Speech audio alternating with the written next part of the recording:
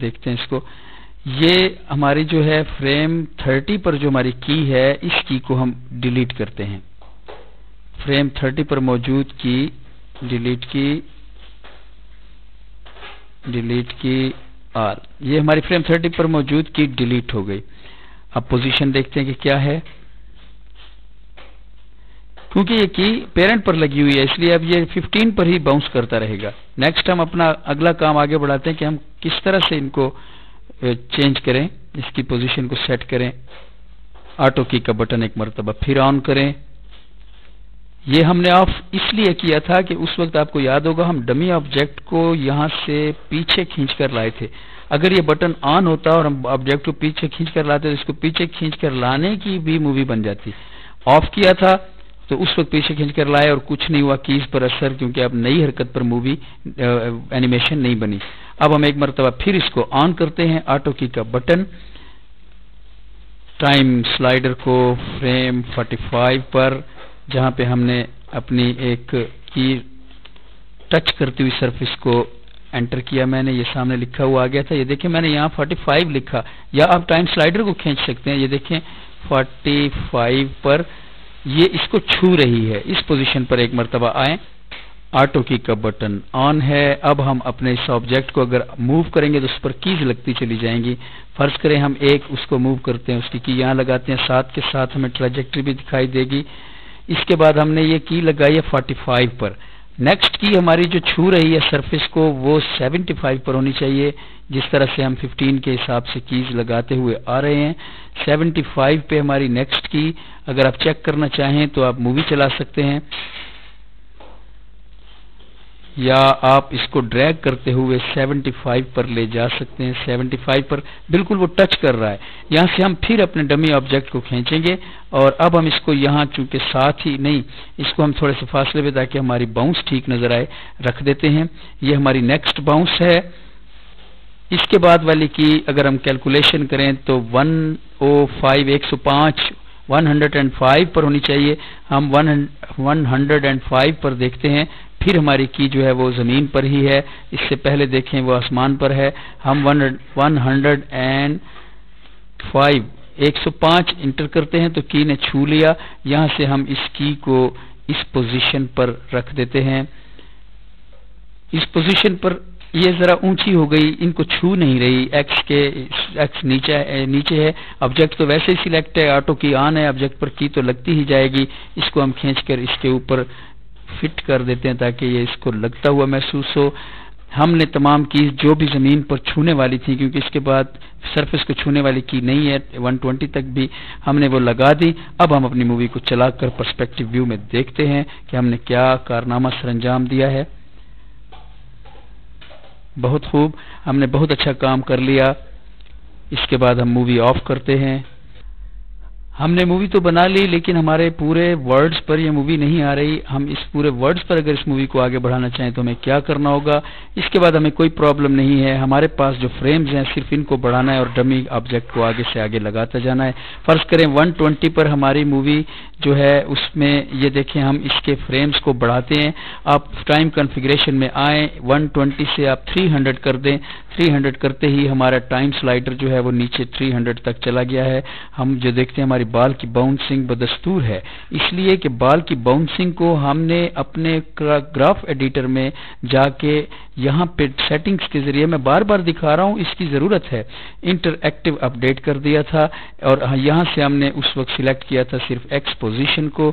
Inter-active update کے بعد zoom extend کیا تھا. ہم نے یہاں سے اس کے اندر صرف سائیکل کو اوکے کر کے اس کے سائیکل کو ہم نے چیک کیا تھا جیسی پوزیشن میں. اب اس کو ڈمی آبجیکٹ نے حرکت دے رکھی ہے نئے ورڈز کی وجہ سے, اب وہ کرو ہے, پرانی کرو کو آپ بھول جائیں. لیکن اب دیکھیں کہ وہ کہاں تک ہے, آخر تک اب بھی پڑی ہے, چاہے 300 ہیں, اس لیے یہ بار بار باؤنس کر رہے ہیں. میں نے اس کو بند کر دیا, اس لیے یہ بار بار یہاں پہ دیکھیں اس کی ریپیٹیشن ہے 300 کی وجہ سے. اب اس کے بعد ہم کیا کریں گے, ہمیں اب پرابلم نہیں ہے. اب ہم صرف 15 کی گیپ سے جو کہ ہماری کی, اب دیکھیں یہ کی نے دوبارہ یہاں پہ جب اس نے 105 پر ٹچ کیا تھا تو اس کے بعد یہ ہماری کیلکولیشن کے حساب سے نہیں, اب کیلکولیشن کا حساب ہم نہیں رکھ سکتے کیونکہ ہم نے اس کرو کے نیچے جو ایک ان کے نیچے جو ایک خط ہے اس سے ہم نے دیکھیں اس کو نیچے کر دیا ہے ایکس کے سرے کے اوپر، یہاں سے یہ نیچے ہو گیا، لہٰذا اب ہماری ٹائمنگ 15 نہیں رہی. اب ہم جو ہے دیکھتے ہیں کہ ہمارا ٹائم سلائیڈر دوبارہ کب نیچے آتا ہے، اور بال کے اس پوزیشن میں یہاں پر اس پوزیشن میں آ کے ہم اس کو اپنے ڈمی آبجیکٹ کو، لیکن ہمارا یہ آبجیکٹ نیچے نہیں آ رہا. اس کی وجہ یہ ہے کہ ہمارے آبجیکٹ کو سرفیس کے نیچے، سرفیس یہاں تک ہے، کیز نہیں لگی ہوئی، یہ صرف یہیں تک آ کر رک رہا ہے. ہم دیکھ رہے ہیں کہ 135 پر یہ رک رہا ہے، پھر نیچے ہم اب ڈمی آبجیکٹ کو 135 پر کھینچ کر یہاں رکھ لیتے ہیں، اے پر، ایکس پر بہت زیادہ نزدیک ہو جائے گا، اے پر رکھ لیتے ہیں. اگر یہ ہمارا آبجیکٹ اے، یعنی اگر ہماری ٹیکسٹ سلیکٹ ہو اور ایسی پوزیشن میں ہم ٹیکسٹ کو دیکھیں کہ اس کی یہ اب ایڈیٹیبل پولی بن چکی ہے، ٹیکسٹ نہیں رہی. اگر یہ سلیکٹ ہوتی تو ہم یہ تمام ورڈز بڑے کر دیتے اور ہمارے پرابلم دور ہو جاتا. خیر ہم نے پھر اس کو آگے رکھا، اگلی بار جب یہ نیچے کے چھونے کے لیے آئی تو ہم نے سلیکٹ کر کے اس کو پھر آگے رکھا. اس طرح ہم اس کو اپنی تمام کیز میں کسی بھی جگہ پہ جب یہ نیچے چھونے کے لیے آئے اور ہم اس کو آگے رکھتے چلے جائیں. اب بڑے آبجیکٹس آ گئے ہیں، اس پہ ہم اس کو رکھ دیتے ہیں. اس کے بعد ہم آگے پھر جب یہ نیچے چھونے کے لیے آئے گی یہ یہاں پہ تو ہم اس کو کھینچ کر ٹریجیکٹری میں کے ذریعے آگے کر دیں گے. ہماری کرو بدلتی جا رہی ہے کیونکہ ہمارے فاصلے مختلف ہیں. ہم اپنے مختلف فاصلے کی وجہ سے پریشان نہیں ہو رہے کیونکہ ہم نے تو رکھنا ہی اس کو ورڈز کے اوپر ہے. یہاں پر آنے کے بعد ہم نے فریم جو ہے وہ کتنے آگے کر لیے، 250 تک. آگے بھی ہمارے پاس فریم ہے اور یہ آگے بھی باؤنس کر رہی ہے، لیکن ہم اس کے بعد ہم یوں کرتے ہیں کہ اپنے اس آخری فریم پر رکھ کر اس کو ہم باہر نکال دیتے ہیں تاکہ یہ ہم سے دور چلا جائے. اس کا یہاں کا باؤنس جو ہے وہ ہے اس جگہ پر. اس کی کو ہم ڈیلیٹ کر دیتے ہیں، ڈیلیٹ کی آل.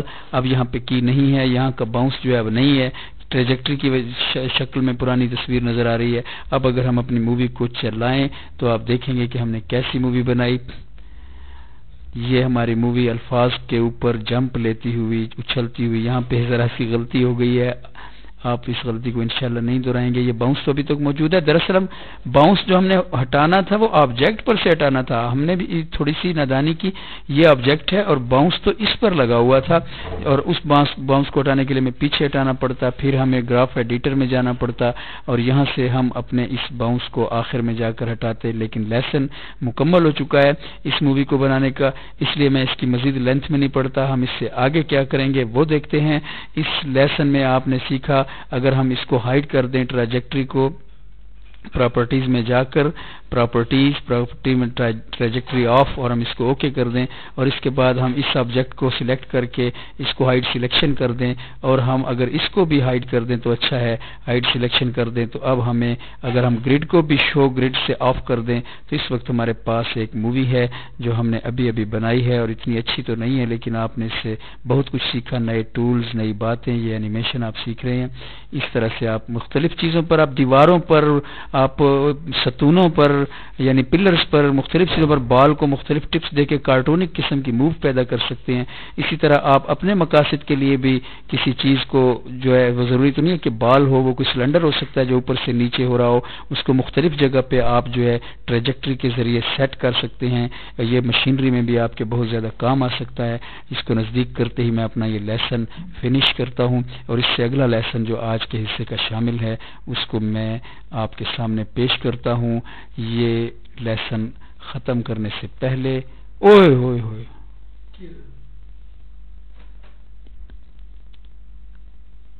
کمپیوٹر چل رہا ہے نا.